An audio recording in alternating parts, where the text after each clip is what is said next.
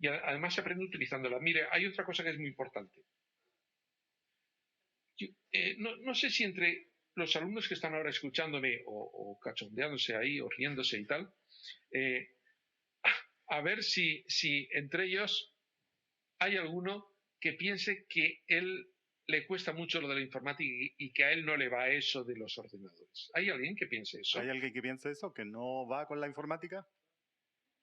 Sí, hay un par de alumnos. Muy bien, pues os lo voy a decir con toda claridad. Mirad, es mentira. Lo siento, hay que saberlo. Si vosotros empezáis, si tuviera una pizarra ahora, escribiría delante de vosotros la palabra mamá, la escribiría con letra cursiva, ligada, itálica, solo mayúsculas, redondeada, lo escribiría de 7 formas diferentes. Y todos entenderíais que quiere que ahí escrito la palabra mamá. Mamá. Pues bien, desde el punto de vista cognitivo, eso es mucho más difícil que utilizar el Microsoft Word o el Photoshop con todas sus funciones. Desde el punto de vista cognitivo, coged un programa que diga, este programa es que es muy difícil. ¿Qué tiene? Tiene 300, 500 códigos, de los cuales la mitad son estándar. Archivo, abrir. Edición, copiar. Archivo, imprimir. Son cosas que son lo mismo en todos. Y la otra mitad son muy parecidos a otros programas similares. En realidad, aprender a utilizar los programas informáticos es mucho más fácil, infinitamente más fácil que aprender a leer. Aprender a utilizar dispositivos electrónicos de cualquier tipo es infinitamente más fácil que aprender a caminar. A ver, Guillermo, hágame un favor, por favor. ¿Sí? Una de las personas que creo que la veo ahí en la pantalla, que ha dicho que ella cree que ella es poco dotada para la informática, a ver si pudiera salir un momento y ponerse Por junto al favor. micrófono. Ok. Sí, ¿Su sí. nombre y qué carrera y por qué, por favor? Mi nombre es Cindy, soy de la carrera de Educación Parvularia. Bien, genial. Bien, Cindy, le voy a pedir que vamos a hacer un experimento con usted. Ya. Colóquese en la pared del fondo, detrás de usted, y camine hasta llegar al micrófono. Detrás de usted hay una pared, ¿verdad? Eso es. Así. Y ahora camine hasta el micrófono y párese allí. Vale, perfecto. Mire, cada vez que usted daba un paso, miles de terminaciones nerviosas que incluían desde los dos oídos hasta determinaciones que detectan la rigidez que tiene en cada músculo y en cada hueso, desde la planta del pie y desde los dedos de delante del pie hasta aquí en el cuello, en la cabeza, estaban enviando información a su cerebro. Y usted mantenía enviando señales a través de los nervios a los diferentes músculos para conseguir de manera que siempre cayera dentro de una zona, de manera que usted no se cayera ni hacia la derecha ni hacia la izquierda. Eso es mucho más complicado que la mayoría de programas que está utilizando. Yo sé que le puede parecer que no, pero cognitivamente es mucho más complicado. Se parece raro porque lo estamos haciendo desde niños, porque lo aprendimos cuando éramos niños. No sé si le he convencido con esto, pero yo se lo puedo asegurar que es verdad. Sí. Bueno, gracias. Ya. Y además le voy a decir otra cosa. Con niños pequeños, mire, le voy a contar una anécdota. El año 94 hicimos un proyecto con niños de 3 años. Entonces no había ordenadores personales así, no lo utilizaban los niños de 3 años. Y básicamente para niños de 3 años había unas superficies muy grandes de Olivetti, una cosa muy rara. Y nosotros pensamos, en el año 94, que los niños podían utilizar pues ordenadores normales, Macintosh, pero pensamos, hombre, pero estos niños, claro, el ratón debe ser muy complicado para ellos, ¿no? Y les pusimos una pantalla táctil porque pensamos que el ratón era complicado. Bueno, lo primero que descubrimos es que lo único para lo que servía la pantalla táctil era para tenerla manchada de chocolate. No tenían ninguna dificultad con el ratón. Pero hay una escena de una televisión que fue a filmar a la escuela, eran varias escuelas, a una de ellas, y es una escena muy divertida. Está el niño de 3 años con el ordenador jugando, está la profesora al lado, entonces la profesora le dice al niño, vale, vete para allí, el niño se va, La profesora entonces apaga el ordenador, se vuelve a la cámara y empieza a explicar pues, cómo se utiliza el ordenador, pero la cámara está filmando y se ve por detrás a la profesora que el niño, sin hacer ruido, caminando, va de nuevo al ordenador, lo enciende, se pone a jugar él por su cuenta. No necesitaba a la profesora para utilizar el ordenador. Lo digo porque los niños de 3 años, bueno, a lo mejor ya tienen esa experiencia, no los de 3 años, desde los 6 meses, el año, están utilizando tabletas sin ningún problema. Piensen que no es más complicado que aprender a hablar. Aprender a hablar usted y a escuchar. Yo ya estoy medio sordo, claro, ya soy mayor, pero da igual, o sea, los niños pequeños, entender el lenguaje. ¿Ustedes saben lo complicado que es eso? Manejar una tableta, un ordenador es algo facilísimo. Y los niños lo demuestran porque para ellos no es un problema. Ok, profesor, perdone que le interrumpa. Me gustaría que... tenemos por lo menos 3 alumnos que quieren hacer preguntas, así que me gustaría que los Bien. atendiera. Se identifican, por favor, y su pregunta. ¿De qué carrera estudian? Etcétera. Buenas tardes, profesor. Mi nombre es Natacha Pinilla, soy alumna de Pedagogía en Inglés. Y quería que me aclarara un punto acerca del aprendizaje auténtico que habló hace un rato. ¿Qué aspecto en concreto? Sí. Natasha. En nuestro sistema educativo nosotros trabajamos con objetivos de aprendizaje. Y quería saber cómo entra el concepto que usted mencionó acerca de las múltiples interpretaciones y resultados. Sí. Mire, en los objetivos de aprendizaje como en las competencias, hay 2 visiones que es importante distinguir. Y hay una visión donde las competencias son muy importantes y los objetivos, pero pensamos en términos generales. Por ejemplo, una competencia es utilizar procesadores de texto en informática, ¿no? En el uso de ordenadores. Un objetivo es que el alumno sea capaz de utilizar un procesador de texto. Pero hay otra aproximación, que es pensar en términos de objetivos específicos o de competencias específicas. Y esto es especialmente relevante, por eso Natasha es muy buena su pregunta, porque la está haciendo usted Natasha, que está en Chile, porque en Chile tienen mucha tendencia a esto. Y es a trabajar con objetivos específicos. Objetivo 3.1, hacer tablas en Word. Objetivo 3.1.1, hacer tablas en Word a partir de un texto escrito. Objetivo 3.1.2. Bien, eso es una barbaridad. Eso es una barbaridad. Eso no funciona.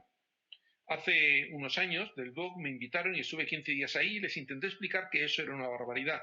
Y no lo entendieron, así que deben seguir igual todavía haciéndolo. Exactamente. Eso es una barbaridad. Bueno, ¿y por qué es una barbaridad? Miren, porque contradice todo lo que sabemos de educación. Por ejemplo, ustedes a lo mejor han oído hablar del aprendizaje significativo. Sí. O de la zona de desarrollo próximo. También. Sí, no hace falta buscar palabras complicadas, o sea, es muy fácil. Sí. El día que usted tiene que hacer una tabla en Word, aprende a hacer la tabla en Word. Pero el día que no tiene que hacer una tabla en Word, no tiene el menor interés en aprender a hacer la tabla en Word. Así que todos esos aprendizajes que se hacen de esa manera, respondiendo a objetivos tan específicos, duran nada. No duran nada. Y uno, si no lo practica después, se le va y como no tenía ningún interés especial, no se le ha quedado. El aprendizaje auténtico trabaja sobre objetivos generales y competencias generales, pero no sobre esa especificación de los objetivos a niveles tan detallados. Les voy a recomendar que vean un documental de Michael Moore sobre la educación en Finlandia. Ah, sí. Es un documental, no sé si lo conocen. Lo hemos visto al menos ¿Sí? Estamos en cuarto semestre y lo hemos visto en evaluación educativa y también en inglés. Lo vimos, sí.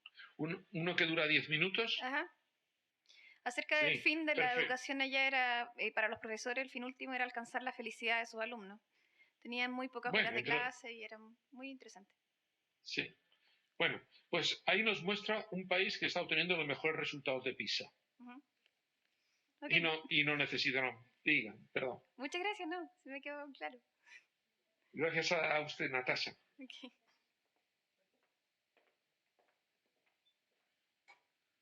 Hola, buenas tardes, profesor. Mi nombre es Braulio Monsalve. Acabo de salir de la carrera de Pedagogía en Historia y mi pregunta, o mi consulta, mejor dicho, es sobre el tema de que usted estaba hablando sobre la premiación en los alumnos. no me acuerdo muy bien el nombre técnico, pero sí. Pero mi duda genera con respecto a que en nuestro sistema educativo generar ese tipo de metodología no generaría más que un tema de que los alumnos aprendan por aprender, aprendan por ser mejor que el otro, y no generaría un poco, claro, una competencia, pero no una competencia por querer aprender, sino por una competencia por querer ser mejor que el otro. ¿No generaría eso un problema en la educación? Esa es mi consulta. Estoy totalmente de acuerdo, Braulio, con usted. Generaría ese problema. Yo no soy partidario de la gamificación. Yo no soy partidario. La gamificación funciona sobre... Lo que les he gastado una broma contándole lo que me pasó, porque eso me pasó a mí, realmente, la historia del TripAdvisor. La gamificación funciona, pero funciona a corto plazo. Funciona a corto plazo. Y miren, el aspecto más importante, cuando ustedes sean profesores, les voy a decir lo más importante. Lo más importante sería la motivación. Y la clave para motivar es la participación. Que el alumno haga de ese aprendizaje algo suyo. Y eso a su vez es la base de la motivación. Eso es una motivación intrínseca. El alumno que aprende porque tiene interés en aprender, porque es algo que se relaciona con su vida, porque es algo que le ve utilidad, porque es algo que le va a ayudar a resolver un problema, porque es algo que es en sí mismo atractivo, este alumno aprende.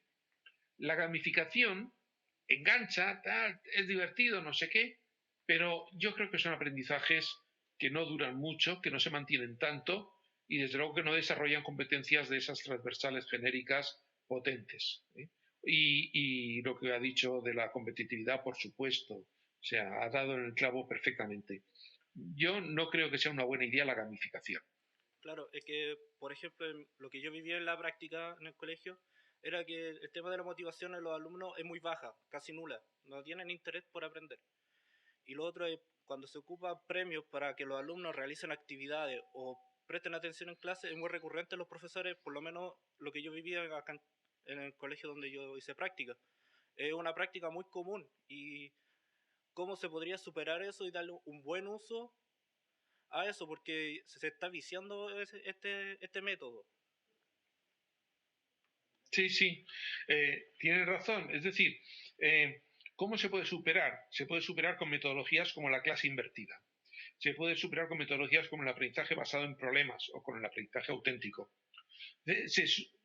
La educación, todo el siglo XX, nos ha dado muchas técnicas para esto. Por ejemplo, el primer día de clase hable con los alumnos. Todo esto se opone a los planteamientos esos actuales en los que desde arriba alguien nos dice que tienen que aprender los alumnos. Piensen que esto no ha sido así, que en los años 70 las leyes de educación dejaban que era el profesor el que determinaba qué tenía que aprender el alumno. Entonces, hablen con los alumnos, plantéenles un problema, descubran cuáles son. Si ustedes están en una población que no tiene agua, planteen un problema. ¿Qué haría falta para traer agua a esta población? ¿Cómo podríamos tener agua corriente en todas las casas? ¿Cuánta agua se gastaría en cada casa? ¿Cuánta agua necesitan? ¿De qué dependerá? Bueno, rápidamente un alumno diría, hombre, depende del número de personas que haya y depende de lo que beban o no beban, o se duchen o cocinen o no cocinen. Bueno, calculemos todo esto. ¿Y ahora cuánta agua hace falta? ¿Cuántos litros? ¿De qué diámetro tendría que ser la tubería? ¿Dónde hay agua que pudiese proporcionarse para esto? Y tendrán a sus alumnos emocionados haciendo cálculos matemáticos y tratando de resolver el problema de cómo conseguir traer agua a esa población. Pero si en esa población hay agua, no planteen este problema, porque a ni Dios le interesa ese problema. ¿Entienden? Así que hay muchas técnicas para esto y estoy seguro que ustedes las han estudiado. Pero esas técnicas se basan no en la gamificación, no en conceder premios a los alumnos. La gamificación funciona, pero funciona también con algunos. Cuando yo era pequeño nos ponían en círculo y si tú iban haciendo preguntas. Si tú acertabas, pasabas adelante y si fallabas, pasabas atrás. Eso funciona muy bien si tú estás en la mitad de arriba, pero si estás en la mitad de abajo es muy deprimente. Así que la gamificación, los premios, etcétera, funcionan al que se los dan. Pero al que no tiene premio, lo deprime más. No, tú eres un inútil, tú no sirves para nada. Así que sí, hay técnicas para motivar a los alumnos. De ellos lo más importante es la participación, que participen en la construcción de algo que realmente les atañe, les interesa, les preocupa. Y a partir de ahí la tarea del profesor es cómo orientarles, cómo guiarles para que ellos vayan recogiendo información y sean capaces de responder a ese reto. Los retos. Hay un sistema educativo, un método educativo que se basa en los retos, en los desafíos. Plantear desafíos. Hay otros métodos educativos que se basan en exposiciones, hacer ferias. La tarea durante el año es construir una feria. Otro método, por ejemplo, para el aprendizaje de la historia, es escribir entre todos los alumnos un libro, que luego se publicará. Eso es aprendizaje auténtico. Hay muchos recursos para esto y realmente se pueden utilizar. El problema que tenemos muchas veces es que desde la administración de arriba se empeñen en darnos programas, pero los profesores tienen que romper con esos programas y de más, porque aprenden más. Muchas gracias. A usted, Braulio. Profesor, creo que estamos en el tiempo, no quiero abusar de su tiempo porque además es tarde. Así que me gustaría si la cámara puede hacer un paneo a los alumnos para que usted los mire y se despidan, porque creo que estamos listos en la hora. ¿Sí? Muy bien. Que disfruten y les sirva de algo. Muchas gracias, profesor. Agradecemos su contacto y le damos un gran aplauso al profesor Antonio Bartolomé, desde Irlanda, trasnochando para hablarnos sobre tecnología. Muchas gracias, profesor. Buenas noches. Buenas noches. Buenas noches.